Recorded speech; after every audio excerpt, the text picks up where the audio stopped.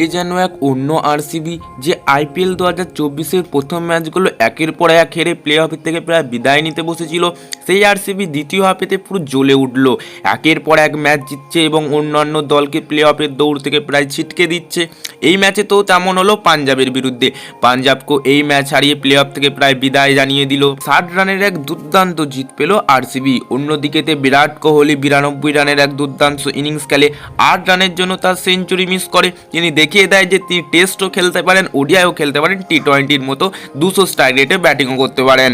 Virat Kohli 92 run মাত্র 42 বলে করেন, এক দুর্ধর্ষ ইনিংস দেখা যায়। তাকে নিয়ে স্ট্রাইক রেট নিয়ে নানা প্রশ্নের জবাব তিনি সমস্ত সমালোচকদের জবাব দিলেন। এই ম্যাচের পর কি বলছে পয়েন্ট টেবিল, কোন 4টি দল নিশ্চিন্ত করলো তাদের প্লে অফ এবং আরসিবি কিভাবে কোয়ালিফাই করবে এই আইপিএল 2024, সমস্ত কিছু আজকের ভিডিওতে তোমাদের জানিয়ে দেবো। তো বাস ভিডিওটি সম্পূর্ণ দেখো। চ্যানেলে নতুন হয়ে থাকলে চ্যানেলটিকে সাবস্ক্রাইব করে দিয়ে ভিডিওটিকে অবশ্যই একটি লাইক করে দিও। তো বস এই ম্যাচেতে প্রথম ব্যাঙ্গালোরও ব্যাটিং করতে নামে, এক দুর্ধর্ষ টার্গেট দেয় 241 রানে 7 উইকেট হারিয়ে 20 ওভারেতে। বিরাট কোহলি 92 রানের ইনিংস খেলে, রাজত পাটিদার 55 রানের ইনিংস খেলে এবং শেষের দিকে ফিনিশার ডিকে, যার হয়তো 2-3টে ম্যাচ হবে এই আইপিএলেতে, তারপরই তিনি বিদায় নেবেন, তাই 18 রান করেন মাত্র 7 বলেতে।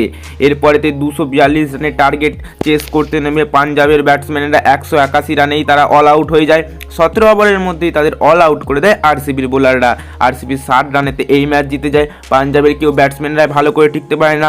রাইলি রুসো 61 রানের একাই ইনিংস খেলেন, তাছাড়া তেমনভাবে কেউ পিচে জমতেই পারেনি। বস এই ম্যাচের পর কি বলছে পয়েন্ট টেবিল আর কতগুলো ম্যাচ জিততে হবে তার কথা বললে কিন্তু পয়েন্ট টেবিল আগে বলে রাখি।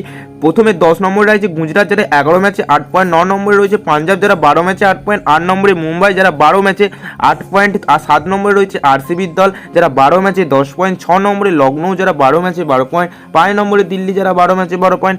4 নম্বরে রয়েছে যে চেন্নাইয়ের টিম, যারা 11 ম্যাচে 12 পয়েন্ট। 3 নম্বরে রয়েছে হায়দ্রাবাদের টিম, যারা 12 ম্যাচে 14 পয়েন্ট। 2 নম্বরে রাজস্থানের দল, যারা 11 ম্যাচে 16 পয়েন্ট এবং 1 নম্বর রয়েছে কলকাতা, যারা 11 ম্যাচে 16 পয়েন্ট। তো বস প্লে অফের কোয়ালিফায়ার কথায় আসলে কিন্তু প্রথম 3টি দল অর্থাৎ কেকেআর, রাজস্থান এবং এসআরএইচের দল তারা প্রায় কোয়ালিফাই নিশ্চিন্ত করে ফেলেছে। কেকেআর এবং রাজস্থান তো কোয়ালিফাই করেছে, তার সঙ্গে আমরা এসআরএইচকে ধরে রাখতে পারি, কারণ এসআরএইচ প্রায় কোয়ালিফাই করে গেছে। এরপর 4 নম্বরেতে চেন্নাইয়ের টিম আছে। চেন্নাই, দিল্লি, লখনৌ তারাও কিন্তু কোয়ালিফাই সব থেকে বেশি দাবি রাখে, কিন্তু এই 3 জনের মধ্যে যে কোনো একজন কোয়ালিফাই করবে এবং এখান থেকে আরসিবিও কোয়ালিফাই করতে পারে। আরসিবিকে কোয়ালিফাই করতে হলে সমস্ত ম্যাচ জিততে হবে এবং চেন্নাইকে 2টো ম্যাচ হারতে হবে এবং দিল্লি ও লখনৌ এদের দুজনকেও মোটামুটি একটা করে ম্যাচ হারতে হবে। এইভাবেই কিন্তু আরসিবি কোয়ালিফাই করতে পারে, যেটা অনেকটাই অসম্ভব ব্যাপার। তো বস এই ছিল আজকের এই ভিডিও। তোমাদের মতে কোন 4টি দল কোয়ালিফাই করতে পারে নিচে কমেন্ট করে লিখে জানিয়ে দিও। ভিডিওটি ভালো লাগলো অবশ্যই একটি লাইক ও চ্যানেলটিকে সাবস্ক্রাইব করে দিও। দেখা হচ্ছে পরবর্তী ভিডিওতে নতুন কোনো টপিকের সাথে।